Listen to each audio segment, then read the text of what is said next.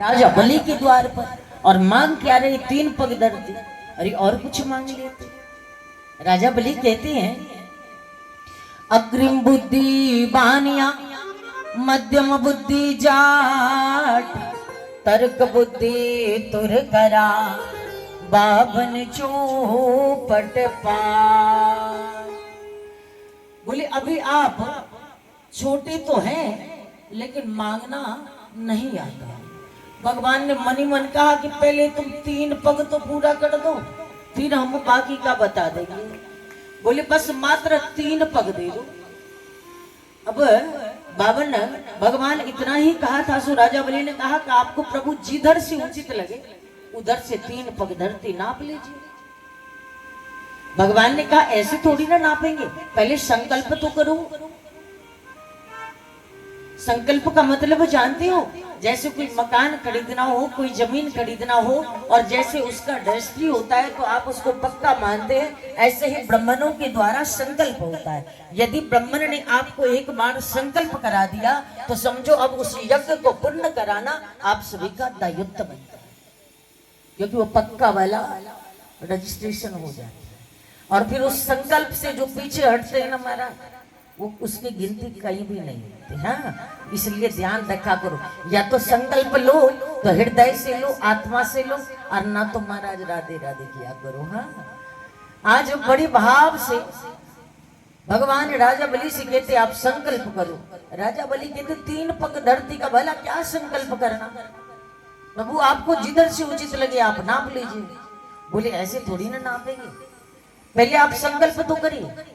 शुक्राचार्य जी ने कहा कि सुनो, आप कुछ ऐसा करो, कोई और बहाना लगा दो, लेकिन आप संकल्प मत करो। राजा बलि ने कहा कि गुरुदेव आप ऐसे हमें क्यों बता रहे हो। बोले आप हमें ये गलत संस्कार क्यों दे रहे हो। बोले यदि ये भगवान होंगे, बोले यदि ये साधारण ब्राह्मण होंगे तो 3 पग धरती नापेंगे, और यदि ये भगवान होंगे तो क्या कहेंगे संसार कि राजा बलि के द्वार पर स्वयं भगवान उतर कर आए थे मांगने के लिए। बोले गुरुदेव मेरे तो दोनों हाथों में लड्डू है। बोले क्यों। बोले यदि ब्राह्मण होंगे तो 3 पग लेके जाएंगे, और यदि ये भगवान होंगे तो आज मुझे भगवान के हाथों लुट जाना मुझे बिल्कुल मंजूर है, लेकिन मुझे संकल्प कर लेने दो गुरुदेव, मुझे आज मत रोक, मुझे संकल्प कर लेने दो। इतना कहा ही था, सो राजा बलि संकल्प करने लगे। अब जैसे संकल्प करने लगे, गुरुदेव तो पहले सब कुछ समझ गए थे। अब गुरुदेव को लगा कि आज लगता है कि चेलवा लुटने वाला है। सो जैसे संकल्प करने ही वाले थे, जैसे कमंडल से जल लेते, महाराज जैसे कमंडल से जल लेने गए, जैसे हाथ लगाए, सो उसमें महाराज गुरुदेव आए और बड़े भाव से पूसा को लगा दिया। बोले ना जल गिरेगा कमंडल से, ना संकल्प होगी, ना चेलवा लूटेगा। राजा बलि ने देखा, बोले जल क्यों नहीं गिर रहा। अब उन्हें समझ में नहीं आया कि जल क्यों नहीं गिर रहा। सो बेचारे आए और उस जिस नली में शुक्राचार्य जी स्वयं जाकर बैठ गए थे, आज उसी नली में बड़े भाव से राजा बलि एक कुसा उठाए और उस नली में डाल दिया। अब जैसे उसमें डाले सो गुरुदेव की एक आंख चली जाए। अब जो गुरु अपने शिष्य को सत्य के मार्ग पर चलना सिखाते हैं ना, जो गुरु अपने शिष्य को सुंदर मार्ग पर, सुगम मार्ग पर चलना सिखा देते हैं ना, जो अपने शिष्य को संस्कार के मार्ग पर चलना सिखा देते हैं ना महाराज, वो गुरु सदगुरुदेव है। और जो गुरु अपने शिष्य को गलत मार्ग का अनुसरण कराते हैं ना, जो गलत मार्ग को वे चलना सिखाते हैं ना, उस गुरु का सदैव का कहते महाराज उनके एक आंख चले जाते हैं। क्योंकि सच्चा गुरु वही होते हैं जो अपने शिष्य को सत्य मार्ग पर चलना सिखाए। सच्चे आचार्य वही होते हैं, सच्चे ब्राह्मण वही होते हैं, सच्चे संत वही होते हैं जो भक्त को सत्य मार्ग पर चलना सिखा दे। और जो भक्त को सत्य मार्ग पर चलना ना सिखाए तो फिर वो कैसा गुरु, कैसा संत, कैसे आचार्य, कैसे ब्राह्मण। महाराज उनकी एक आंख चली जाती है।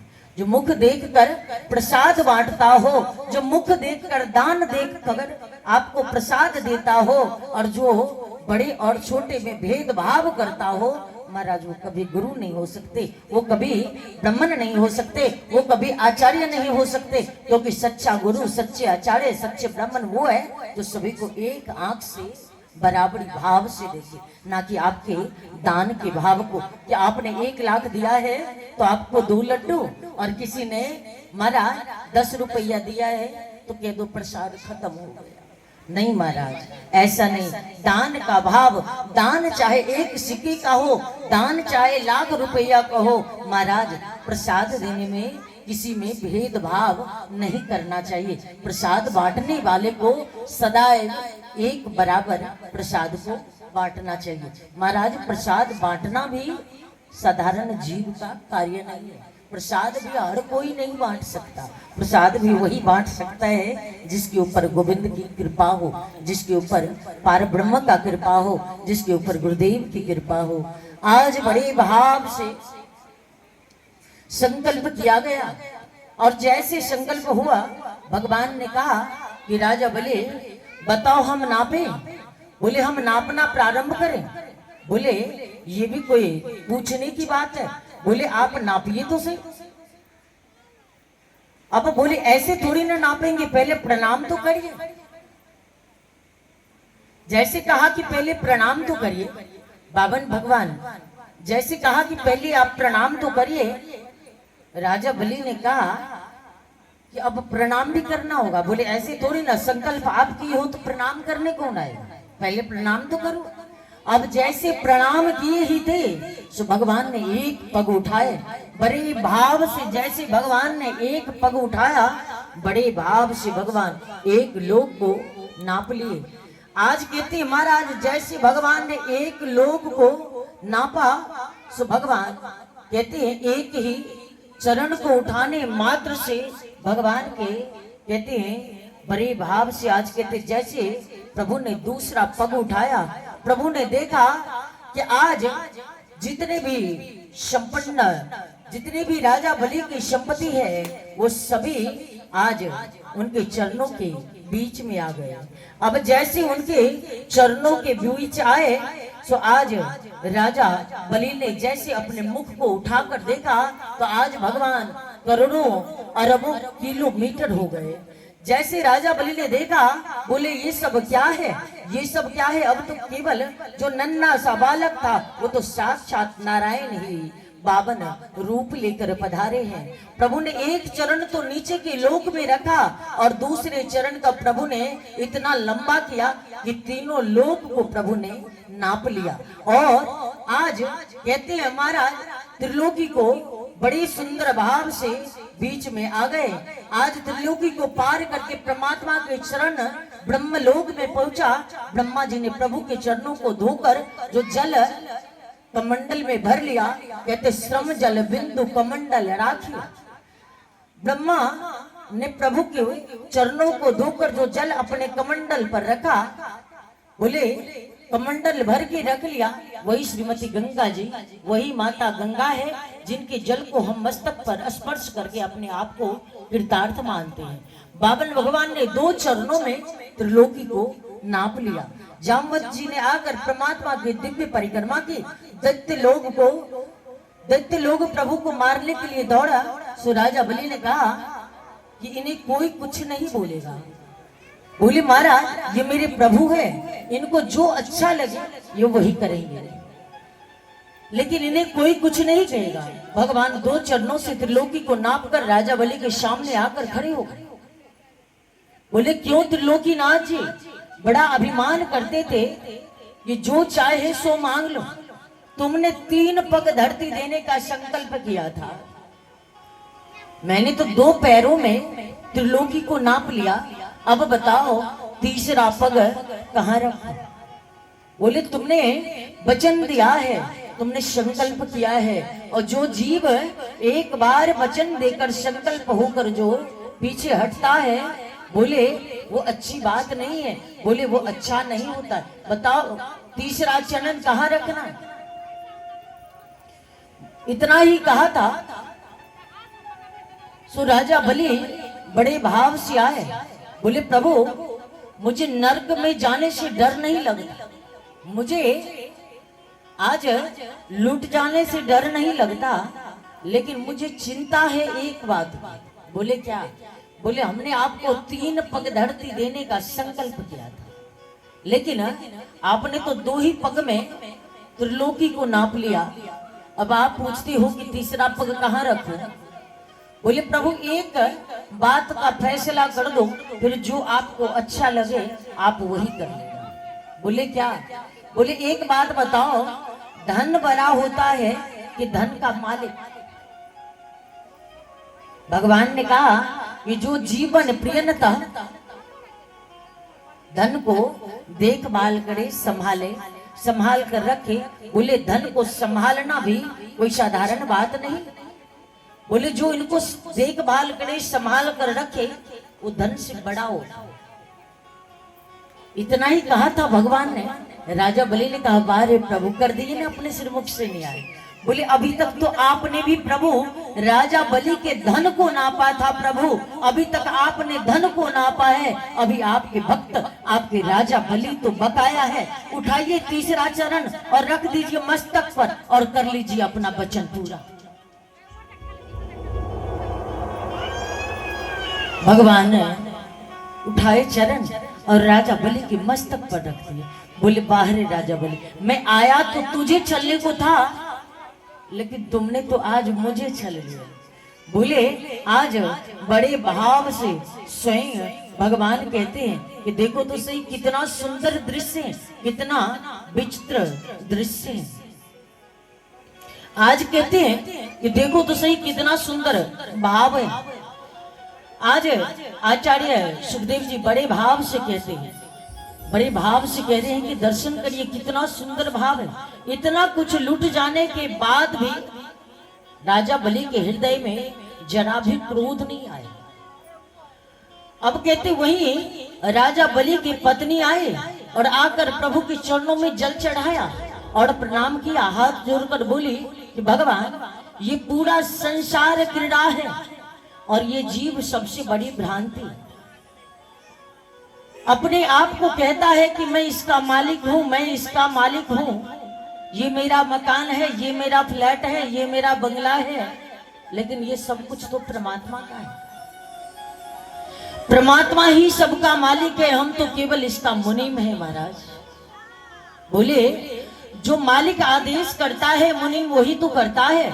आपने मेरे पति से त्रिलोकी को छुड़ा लिया, ये बहुत अच्छा किया। भगवान ने सोचा तो आपके खानदान में सब के सब ज्ञान ही हुए हैं। बड़े भाव से भगवान बता रहे, बोले जो भी आता है वो यही कहता है कि आपने बड़ा अच्छा किया। अब इतने में बलि के बाबा प्रहलाद जी आ गए। उन्होंने सभा में प्रवेश करते ही कहा कि मेरे पुत्र बलि को आपने त्रिलोकी की राजा बनाया, ये कृपा की, और तीनों लोक को छुड़ा लिया, ये बहुत बड़ी कृपा की। आप देते हैं, आप देते हैं, आप लेते हैं, आप बड़ी कृपा की। भगवान ने कहा बेटा प्रहलाद अब मेरा हृदय प्रसन्न है, तुम्हारा पुत्र बलि तुमसे भी ज्यादा भक्त है, तुमसे भी ज्यादा ज्ञानी है, इसलिए सुतल लोक का राज्य आज मैं बलि को देता हूँ। बड़े बड़े देवता भी जिसका वंदन करते हैं उस सुतल लोक का राज्य आज मैं बलि को अपने तरफ से देता हूँ। यदि बलि के मन में कोई कामना है तो मांग सकते हैं, बोलो क्या चाहिए। बलि बोले मुझे न स्वर्ग चाहिए न त्रिलोकी चाहिए, अब अपने त्रिलोकी को लेकर इंद्र को दे दी, मुझे कोई आपत्ति नहीं है, लेकिन मुझे यदि आप वर देना चाहते हो तो एक वर दे दो प्रभु। बोले क्या? बोले जब भी मैं अपने महल से निकलूं मैं आपका दर्शन करूं, और जब भी अपने महल में प्रवेश करूं मैं आपका दर्शन करूं।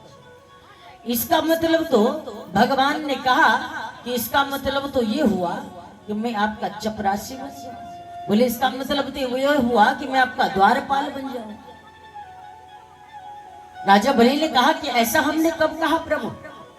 बोले हमने तो केवल इतना कहा कि ऐसा वरदान दे दीजिए। भगवान ने कहा जब हम आपके द्वारपाल बनेंगे तभी तो हमें पता चलेगा कि कब आप महल से बाहर जाओगे, कब आप महल में प्रवेश करोगे। अब इतना कहा ही था। सो राजा बलि ने कहा नहीं प्रभु, हमें आप ऐसा आशीर्वाद दे दीजिए कि हमारे द्वार पर एक ऐसा मंदिर हो जिसमें आपका छवि हो, और जब भी मैं अपने महल में प्रवेश करूं मैं आपका दर्शन पाऊं, और जब भी मैं अपने महल से बाहर जाऊं मैं आपका दर्शन करके बाहर जाऊं। भगवान ने बड़ी सुंदर आशीर्वाद दिया।